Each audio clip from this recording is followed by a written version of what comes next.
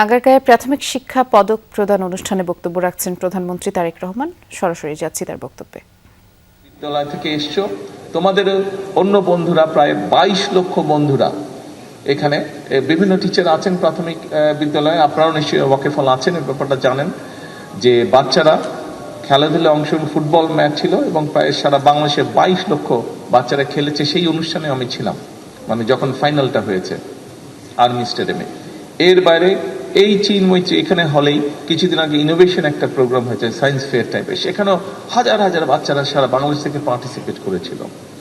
আর আজকে সবকিছু মিলিয়ে মনে হচ্ছে সত্যি একটু হয়তো আমাদের বেগ পেতে হচ্ছে, কিন্তু ইনশাল্লাহ আমরা বাংলাদেশকে একটা সুন্দর দেশ গড়তে যে কারিগরদের লাগে সেই কারিগরদেরকে আমরা গড়ে তুলছি আস্তে আস্তে।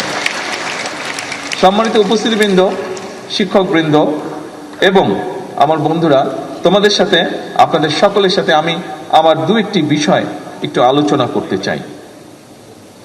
নিশ্চয়ই আপনারা কম বেশি সকলে অবগত আছেন যে আমরা সরকার গঠনের আগে আমরা বলেছিলাম শিক্ষা ব্যবস্থাটাকে আমরা কিভাবে গড়ে তুলতে চাই। আমরা বলেছিলাম শিক্ষা ব্যবস্থাটাকে, বিশেষ করে প্রাইমারি শিক্ষাটা, সকল সময় আমি বলেছি প্রাইমারি বিদ্যালয়ের শিক্ষক এবং প্রাইমারি বিদ্যালয়ের শিক্ষার্থী, এই তিনটা অসম্ভব ইম্পর্টেন্ট একটি বিষয় দেশকে গড়ে তোলার জন্য। যেমন শিক্ষকদের পাশে এসে আমাদেরকে দাঁড়াতে হবে। আমরা জানি শিক্ষকদের কিছু সমস্যা আছে তাদের, সেটি আমরা চেষ্টা করছি সেই সমস্যাগুলোকে অ্যাড্রেস করতে। একই সাথে আমরা যদি আজকে প্রাইমারি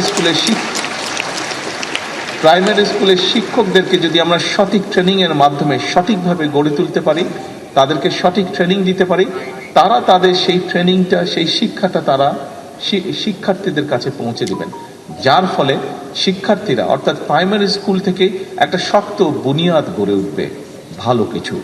এবং সেই জন্যই আমরা চাইছি সেখানে লার্নিং উইথ হ্যাপিনেস এই বিষয়টিকে ওখানে ইনক্লুড করার জন্য।